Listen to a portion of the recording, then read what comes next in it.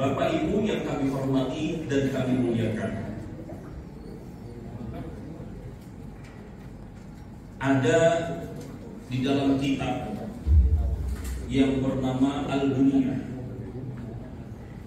Di situ diceritakan bahwasanya di zaman Nabi Allah Musa alaihissalam, Nabi Musa alaihissalam itu pernah memiliki pengikut suami istri. Mohon maaf, diceritakan dalam kitab tersebut bahwa suami istri ini sangat jauh daripada kecukupan baik harta, materi, dan seterusnya.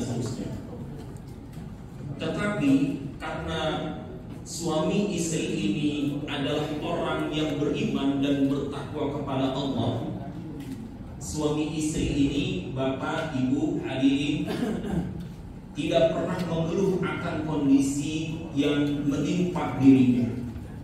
Dia selalu bersyukur setiap hari. Meskipun makannya cuma hanya nasi sama garam, itu menjadi suatu kebanggaan dan rasa nikmat tiada terukur bagi mereka.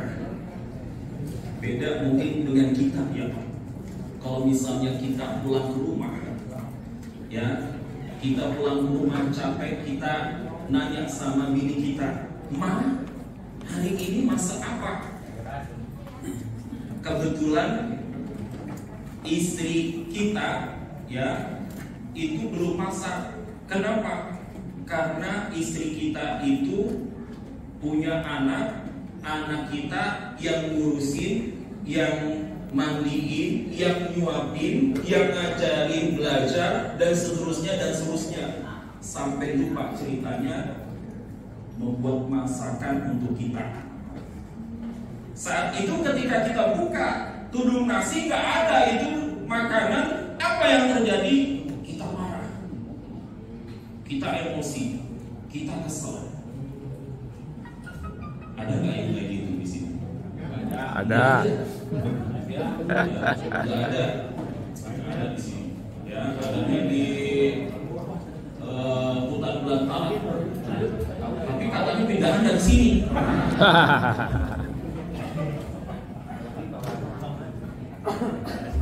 Bapak Ibu yang kami hormati, berbeda kembali pada cerita. Berbeda dengan dua suami istri ini. Suami istri ini tidak pernah mengeluh. Apa yang diberikan oleh Allah kepada dia syukuri.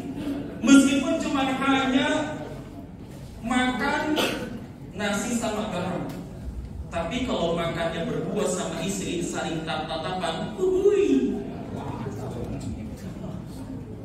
itu terasa nikmat, Pak. Nah, singkat cerita, suami istri ini menemui Nabi Allah Musa alaihissalam. "Ya Rasulullah, ya Nabi Allah, doakanlah kami agar kami bisa menjadi orang kaya, agar kami bisa membagi kebaikan kepada orang-orang, agar kami juga kepingin bersedekah, menyantuni anak-anak yatim, menyantuni kaum papa du'afa. Kami pengen ya Rasul, kami pengen ya Nabi." Singkat cerita, ketika Nabi Musa mendengarkan dari awal sampai akhir keinginan dua suami istri ini, Pak, akhirnya Nabi Musa menadahkan kedua tangannya, memohon kepada Allah agar dua orang ini, suami istri yang bertakwa kepada Allah ini dan selalu bersyukur atas segala yang diberikan oleh kepadanya. Alhasil, singkat cerita, Nabi Musa didatangi malaikat Jibril. "Wahai Nabi Musa, sampaikanlah kepada umatmu, suami dan istri yang tadi memohon untuk bisa menjadi orang kaya, bahwasanya dalam waktu dekat ia akan dikabulkan doanya oleh Allah." Wah, kalau sudah ada lampu hijau, ya, dan kemudian yang menyampaikannya itu adalah seorang nabi, kita sebagai orang awam pasti sangat bahagia. Kita sebagai orang beriman pasti sangat apa? Sangat bersyukur dan bahagia. Singkat cerita Bapak Ibu sekalian, dari dua pengikut Nabi ini berawal mendapatkan seekor kambing. Kemudian kambing itu berjenis kelamin betina, ya.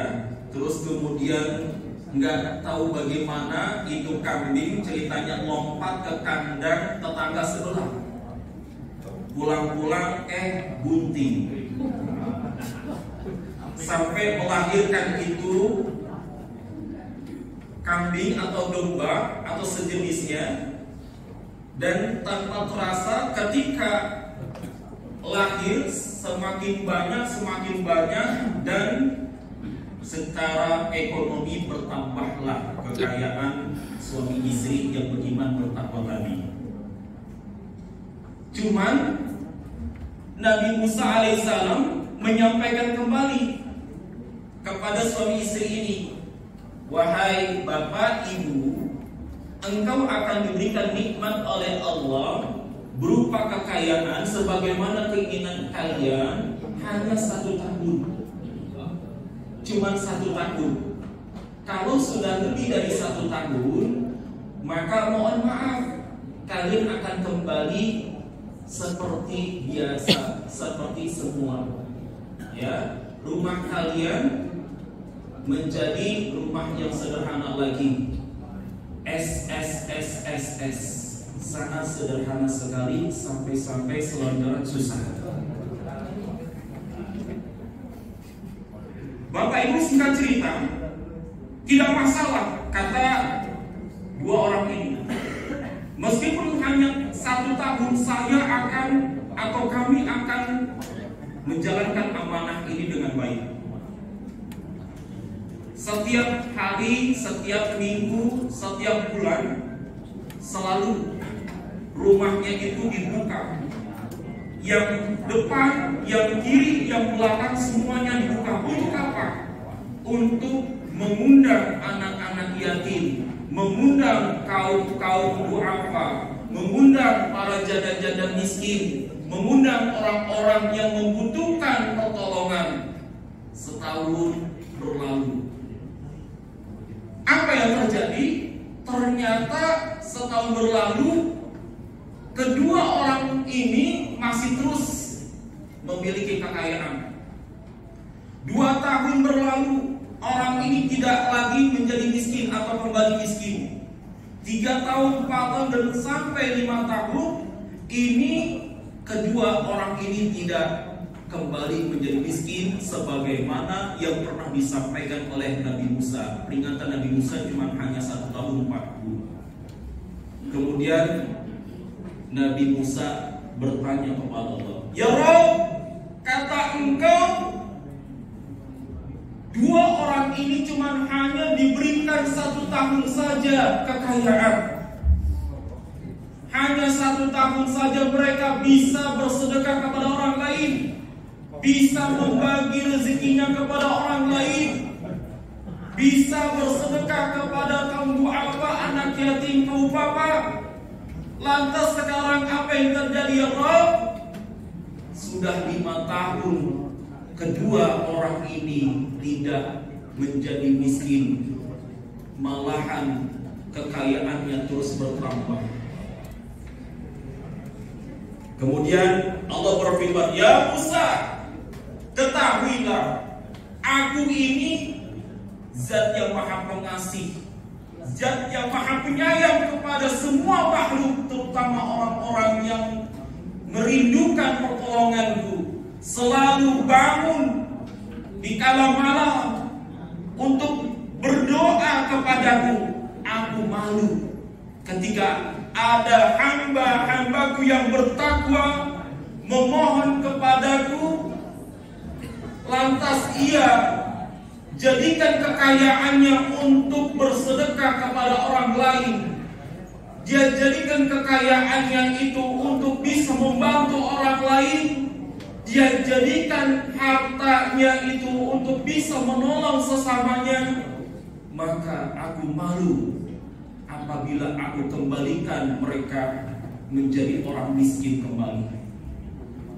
Bapak Ibu hadirin yang dimuliakan Allah, dari kisah ini kita bisa ambil benang merahnya, bahwasanya apabila kita melakukan kebaikan, meskipun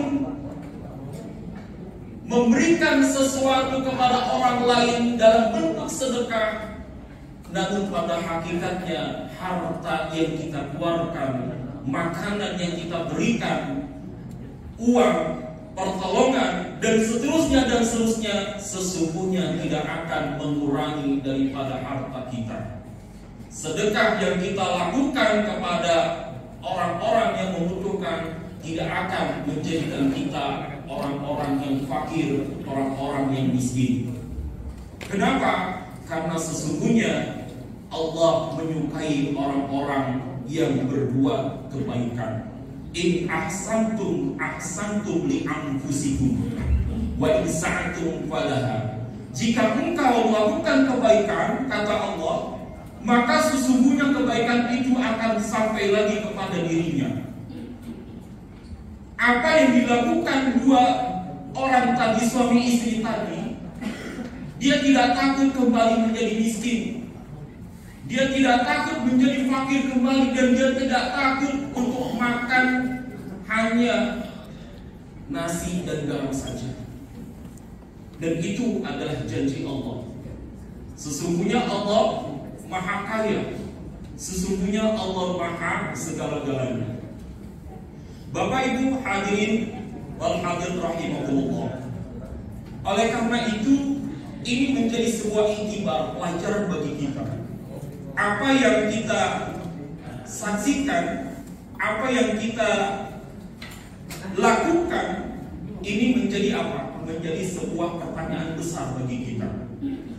Apakah kita menjadi orang yang biasa-biasa saja, ataukah kita harus menjadi orang yang luar biasa? Tentu pertanyaan ini akan kembali kepada dirinya masing-masing, termasuk saya, termasuk kita. Kita pastinya ingin menjadi orang yang luar biasa. Kenapa? Karena pada hakikatnya Bapak Ibu, usia itu tidak ada yang tahu. Hari ini kita masih sehat. Hari ini kita masih bisa minum, bisa makan, betul ya? Hari ini kita bisa jalan-jalan, ya. Mungkin tadi ada yang jalan-jalan ke mall, ada jalan-jalan ke pasar, gandengan sama keluarganya. Ini banyak sekali cerita-cerita. Tetapi Bapak Ibu sekalian, yang namanya usia itu tidak ada yang tahu. Bisa jadi ini adalah hari terakhir kita bertemu, makan bareng, silaturahmi bareng, seterusnya dan seterusnya. Ini bukan nakut-nakutin, ya. Karena jangan-jangan pulang di sini nggak pada mau makan lagi. Kasihan ya, Bapak Ayahanda Edi sudah menyiapkan santap malam ya Pak ya. Santap malam atau santap sore ya? Sore ya. Mungkin nanti double. Bapak Ibu sekalian, kembali lagi pada usia.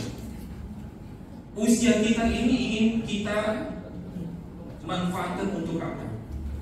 Apakah usia kita gunakan untuk kemaksiatan, ataukah usia kita gunakan untuk kebaikan? Kalau misalnya kita melakukan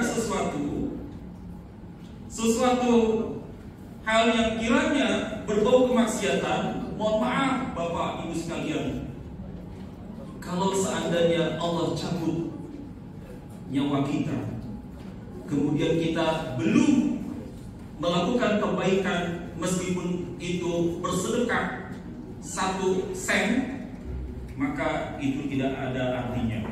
Kenapa? Karena berapa banyak miliaran lautan manusia saat ini minta dikembalikan lagi hidup ke dunia. Untuk apa? Untuk melakukan kebaikan dan ingin dimasukkan sebagai orang-orang yang soleh. Maka dalilnya kita buka surah Al-Munafiqun. Laula akhartani ila ajalin qarib fa as-sadaqa wa akum minas shalihin. Ya Rabb, jikalau Engkau tunda kematianku, tunda ajalku, niscaya aku akan bersedekah, niscaya aku akan kerahkan semua hartaku, kekayaanku untuk membantu fakir miskin, untuk membantu anak yatim piatu yang terlantar, untuk membantu sesama. Fa'as-sadaqa wa aku minas shalihin. Ya Allah, masukkanlah aku ke